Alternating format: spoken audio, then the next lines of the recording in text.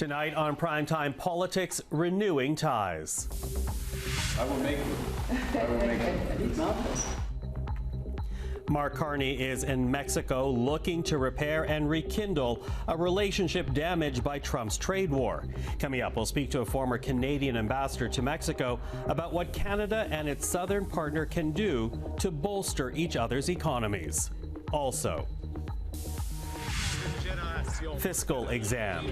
Will Mark Carney pay a political price if his first budget comes in with a bigger deficit? Our party insiders will examine the challenge he faces to sell Canadians on his multi-million-dollar investments.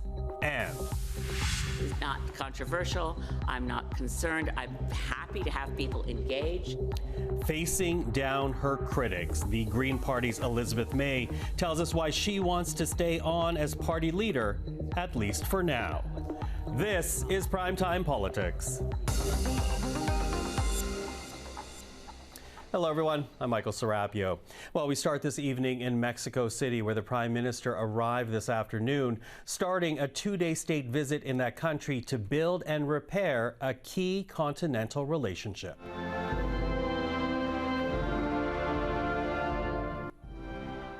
Now, Mexico is one of Canada's biggest trading partners, but that relationship has been strained in recent months, in part thanks to comments made by Canadian politicians in the wake of Trump's trade threats against this country. So this visit is being billed as a reset, as Canada now looks to sign a strategic partnership with Mexico. With more now, we are joined by Graeme Clark, who, for 5.5 years, ending in 2024, served as Canada's ambassador to Mexico. Graeme Clark, thank you for joining us. Michael, it's a pleasure. Now, you have said, and I was reading an article earlier today in which you said that, and I'm paraphrasing here, that Canada has overlooked its relationship with Mexico, and that has actually been to Canada's detriment. What do you mean by that? I think that there's a blind spot about Mexico. In Canadian government circles. I think it's this is a partner, a significant, important partner for us on the trade and on the investment front, and as a partner in North America that we basically don't take terribly seriously, or that we don't really understand, or that we have cliched ideas about. Most Canadians think of Mexico as a sort of a beach destination, tequila and fiesta and mariachis. And that's all well and good. And yes, that's part of the reality of Mexico and part of what makes it attractive. But Mexico is also the 15th largest economy in the world. It's our third largest trading partner. It has very significant resources. It has an extraordinary work ethic as well, and work culture. And we see that in the seasonal agricultural workers from Mexico who come and work in our farms during the summer months. So there's an Ottawa sort of, we don't really take Mexico seriously, they're not a reliable partner. And then there's a more general view with Canadians, I think, who don't really see the richness and the complexity of the country. Mm-hmm. And of course, famously, we heard some Canadian officials express an openness to a U.S. trade deal without Mexico just a few months ago. And here we now have Donald Trump's trade policies hurting this country. It's now affecting the Canadian economy, and more than it's actually hurting the Mexican economy. So as Canada goes to Mexico right now to try to renew this relationship, are we actually at a disadvantage because of where we stand economically, and also because of words shared by Canadian officials here? I don't know. Well, vis-a-vis Mexico, there's no question that there was work to be done to repair the relationship. You can imagine what it was like for me in the twilight of my assignment in Mexico to have comments like Doug Ford's throwing Mexico under the bus and calling for a bilateral arrangement with the U.S. This did not go down well. And that's why this visit by the Prime Minister is so important, because it's a very clear signal that we take Mexico seriously, that we take their views seriously, that we need to understand what their perspectives are, both trilaterally and bilaterally, especially as we look to the renegotiation or the review of the CUSMA, which is going to be a very fraught business, I'd say. So, and it's going to be fraught. Sorry. So I was going to say, as you mentioned CUSMA, I do wonder, is this visit, do you think, about trying to create and diversify trade partnerships, increase trade with Mexico, or is this really about strategizing with Mexico how to take on a CUSMA renegotiation next year? Well, as we say in French, l'un n'empêche pas l'autre, right? One doesn't, both are possibilities, right? At the very least, it's an attempt to restore some semblance of amity to the relationship after what I think was a pretty catastrophic year last year. And if we can do that, that in itself, I think, would be a major accomplishment. To invite Claudia Sheinbaum to the Kananaska Summit, as the Prime Minister did over the past summer, to personally come to Mexico on a bilateral visit. In fact, we haven't had a bilateral visit just as a bilateral visit from Canada to Mexico in a very long time. So I think it's very savvy and very appropriate of the Prime Minister to be going to Mexico at this point. And who knows what will come out? There's talk of a strategic partnership. I have to say, I've heard that before between Canada and Mexico. And if it only means, well, we're going to agree to meet more frequently bilaterally, well, that will be in itself an important accomplishment. But maybe it means more than that, I think that as we look to the USMCA or CUSMA renegotiation, I think we have to be, if it is indeed a three-part or a ménage à trois, it's going to be a very complicated one to manage. We've got to avoid the perspective in Washington that we're ganging up on Washington, but we have to keep the Mexicans close. They have to keep us close to them. We have to understand what their objectives are, and so on and so forth. And then the other point I'd make is, obviously, I think that the next steps in terms of the construction, perhaps I should say the deconstruction, anyway, the construction of North America, I think it's going to be more than a trade policy negotiation. I think there are going to be other things on the table, and it's no secret, of course, that that's what Washington was seeking from us over the past few months. On security, on defense, they were looking for some signals and some accommodation. I don't have any secret information about that. I'm simply repeating what I've seen in the media, but it makes sense. It stands to reason that the Americans want more from us than simply for us to, I don't know, put water in our dairy sector, for instance. I'm making a very poor joke there, but anyway, there are other issues out there, right? So. Well, as we say, an important trip to be watching here. Renewal, strategizing ahead of CUSMA, a lot on the table. Graeme Clark, thank you for helping put that into perspective. Pleasure, anytime. Well, time now for a look at what else happened in politics today. All of these scumbags should have been in jail. And if conservative laws had been in place, they would have been in jail. Today was the first opposition day of the fall session. Conservative leader Pierre Poilievre bringing in a motion calling for a 3 strikes and you're out law. Now, if adopted, the Conservatives say the law would stop criminals convicted of 3 serious offenses from getting bail, parole, probation, or house arrest, and keep so-called violent criminals in jail for at least a decade. The Jail Not Bail Act, as it's being called, is expected to be voted on next week. Canada will have a new ambassador to the United Nations. Former Attorney General David Lametti will replace Bob Rae, who has held the role since 2020. The Prime Minister's office making that announcement this afternoon. Lametti had been Mark Carney's principal secretary since July. And finally, ahead of the fall budget in November, the Parliamentary Budget Officer is telling MPs to expect a big tab. Jason Jacques saying the federal government will spend nearly $160 billion on infrastructure over the next 5 years.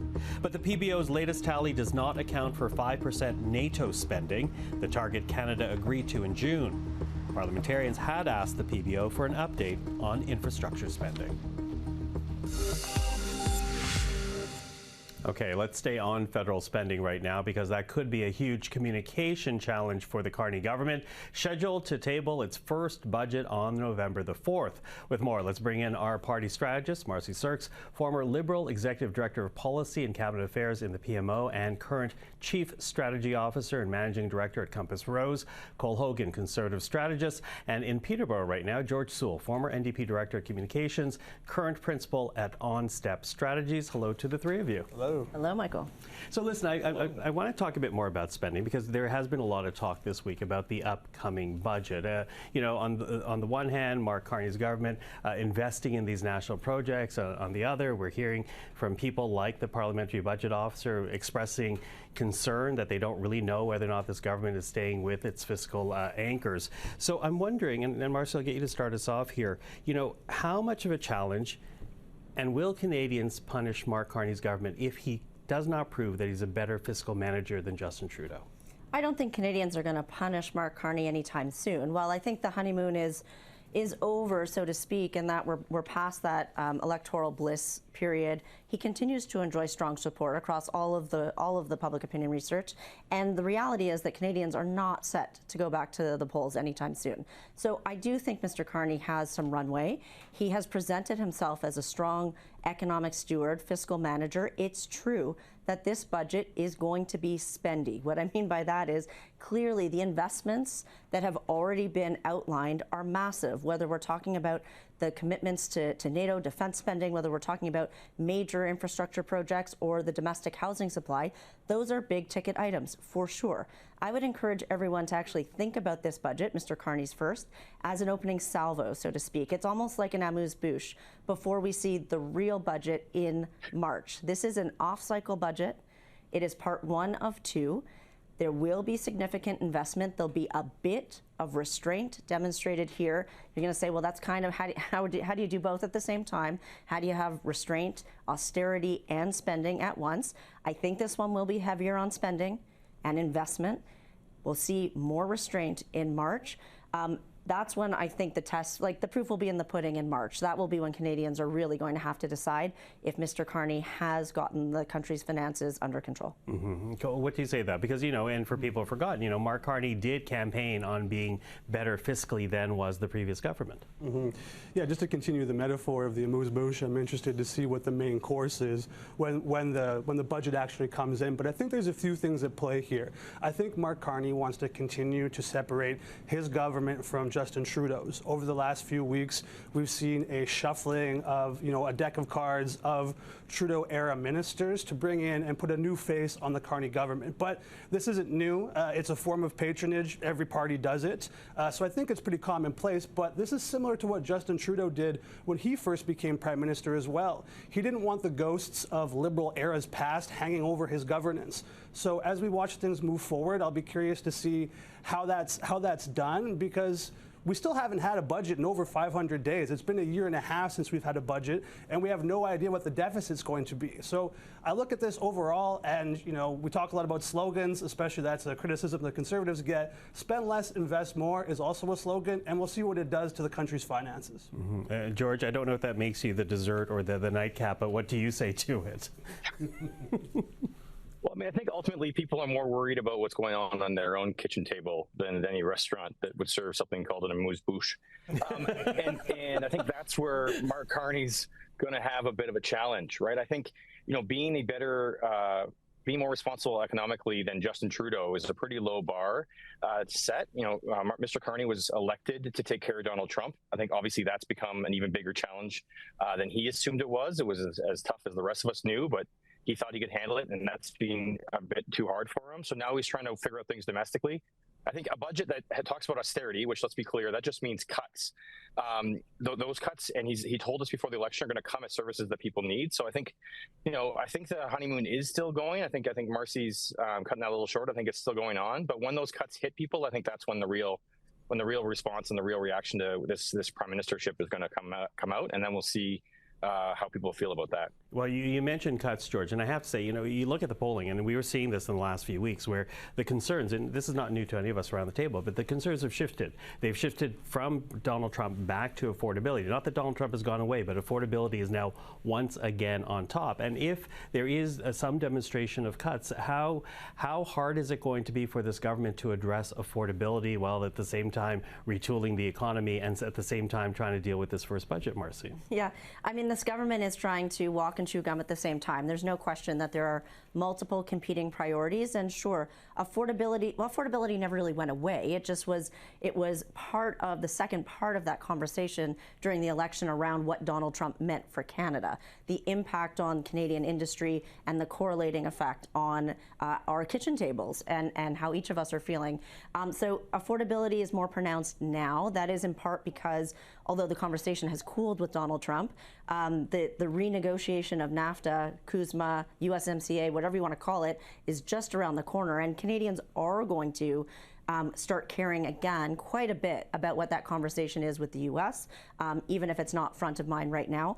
Mr. Carney has to demonstrate that they get it on affordability. Mr. Poilievre has showed up. He is going to make sure that they don't forget what Canadians want to hear in terms of those affordability matters. But Mr. Carney, I think the toughest thing here is demonstrating their own restraint and spending and recognizing that you need the public service to deliver on all of these commitments. And so if we're talking program cuts and we are talking job cuts, the PBO is very clear. Attrition alone is not going to get to the numbers that the government needs to hit its own targets.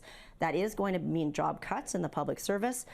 And for most Canadians outside of the National Capital Region, the question there is, what services, frontline or otherwise, will be impacted? And that too gets to questions around affordability and delivery of benefits that Canadians need. So look, it's a complicated, complex situation. All of those issues are interrelated. Yeah, and strategically, I kind of wonder how that works to the disadvantage of perhaps the government, perhaps to the advantage of the official opposition, because of course affordability is what the Conservatives were hoping that Canadians would actually vote on in the last campaign. Yeah, I think it's going to be an interesting and difficult conversation to be all things to all people in terms of Mark Carney's government and their first budget.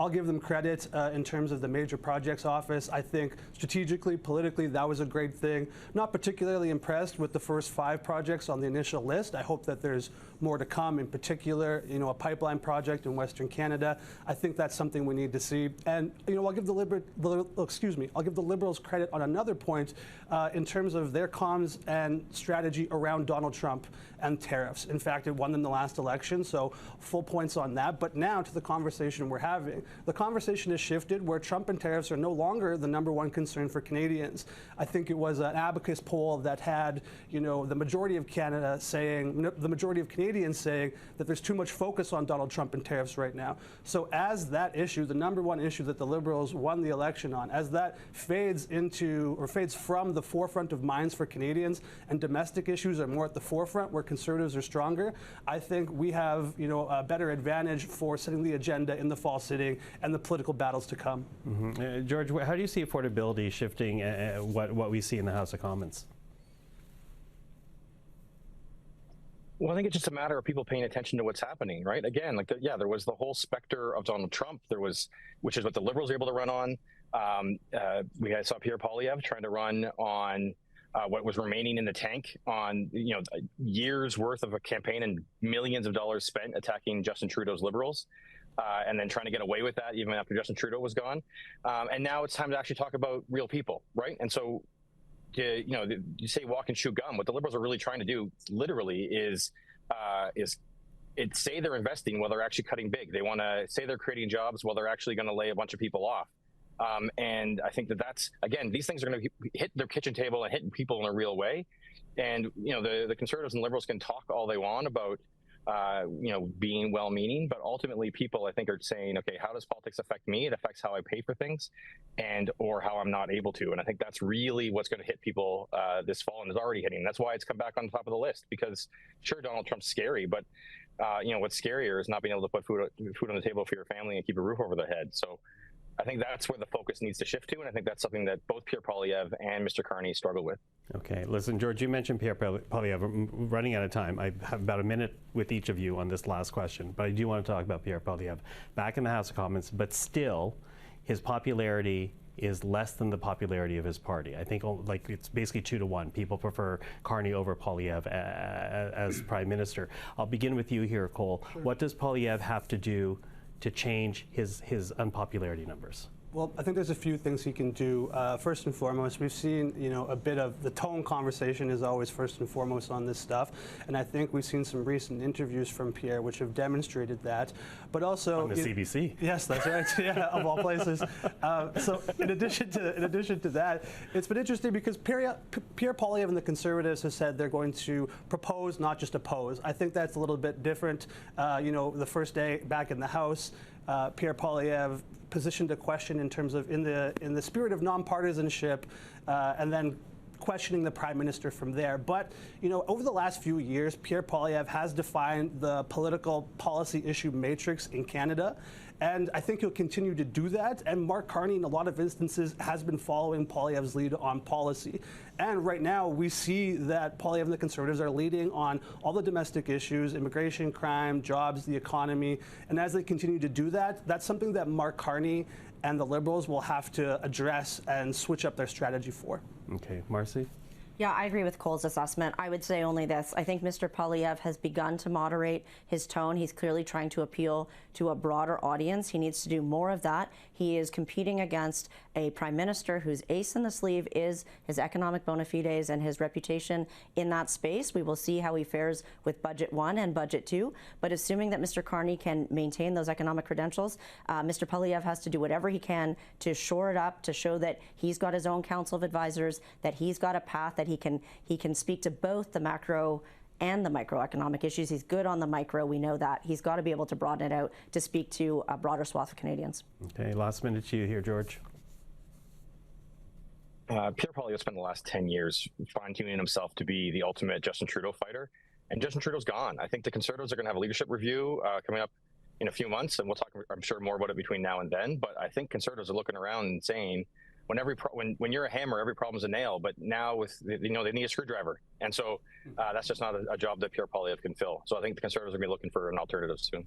Okay, well, you obviously never saw me how to build IKEA furniture, but so Marci, Cole, George, thank you for that. Appreciate the time. Thanks very much. Thank you all. Well, to the federal Green Party now, as the party is currently taking part in a leadership review. Party members having until the end of this month to decide whether they'd like Elizabeth May to stay on.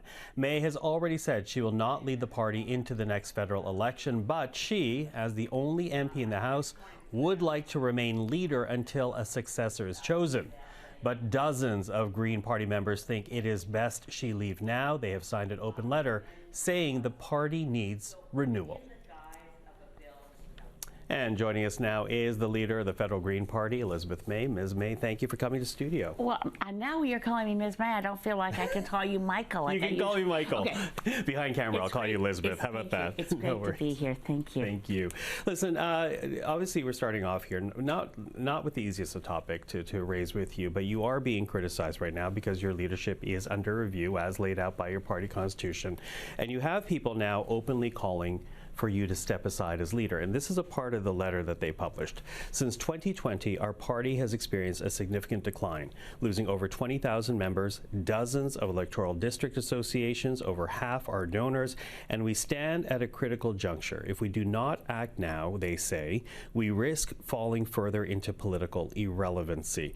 They go on to say that the party needs to be reinvigorated with a new leader. Do you stand in the way of the Green Party finding a path forward if you don't step aside now? Oh, I don't understand, and everyone's entitled to their own opinion. If their marker is from 2020, I stepped down in 2019. I wasn't leader in 2020, and I completely agree, and that's why I've told the Federal Council, which is the governing body of the party, we actually make our decisions together. Unlike other parties, the leader doesn't have any unilateral authorities or powers. So it's up to our members. I I'm totally happy with what anyone wants to say. We're an open Democratic Party. They can say what they like. Obviously, they have. I'm not worried about their views. We need new leadership. That's the funny part, is I agree with them, which is why I told the council in early July that before the next election, we need to plan for and carry out a leadership race so that we have a new leader or new co-leaders going into the next federal election campaign. I will stay in Parliament. I will be the Green Party and hopefully one of a number of Greens as MPs even before the next election starts, and I will support whoever the next leader or co-leaders may be. Okay, but if you are essentially agreeing with them that there needs to be a new leader, why fight to stay on right now? I'm not fighting. There's a process. I welcome the process. It's up to our members. And but you are asking to stay on, though, as leader. Well, yes, because our council is also asking me to stay on as leader. The federal council, all apparatus within the party, and we'll see what the members say. It's up to the members. That's not a fight. I've said, because council has said, look at our financial position. We're rebuilding after an unfortunate election. I'm the only Green voice in the House of Commons right now. My voice is stronger as leader. Consistency, stability, making our case to the public, as I'm doing with you now, is important. And if I were to step down now, the Constitution would require not an election, but the appointment of an interim leader. And that interim leader could stay on for another 2.5 years. And then the renewal that I want to see before the next election could actually be delayed. So we're on a plan as a team. The team is the federal council, the people in the shadow cabinet, as well as the federal. There's a fund board, which every party has to be the chief agent. I've never experienced such strong volunteer leadership and good, coherent governance as we have right now. But as party members debate whether or not to support you in this review process, talk to us a bit more about the criticisms. I understand you take issue with the 2020 date. There's very few people, and it's an open party with lots of discussion, and everyone is entitled to their opinion.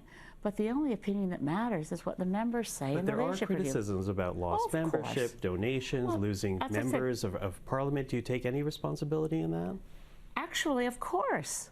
But if the reality of it is, I stepped down as leader in 2019, and I learned a lot from that experience. I stepped down, and immediately after the best election results we'd ever had.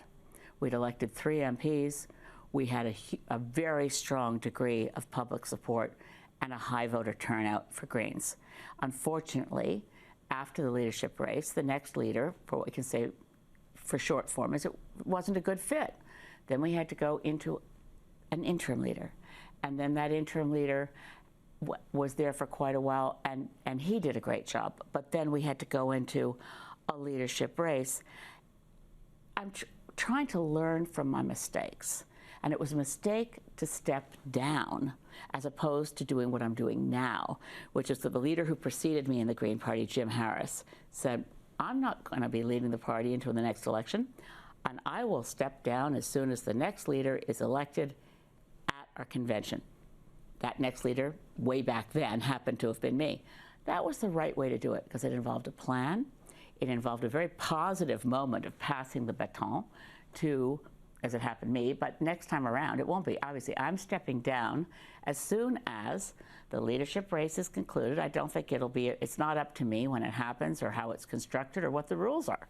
But I imagine, certainly well before the next election, there'll be new leadership. And I'll be happy to be there, and I look forward to staying on as the member of Parliament for Saanich Gulf Islands, to make that clear, because sometimes people hear at the news and they think, oh, you're retiring. It's like, no, there's more work to do. And that was Elizabeth May, Green Party leader, making the argument by saying it helps the party accomplish things quicker. The full interview with Elizabeth May can be found on our YouTube channel. That is Primetime Politics for this Thursday. I'm Michael Serapio. For everyone here at CPAC, thank you for watching. We'll see you again tomorrow. Take care.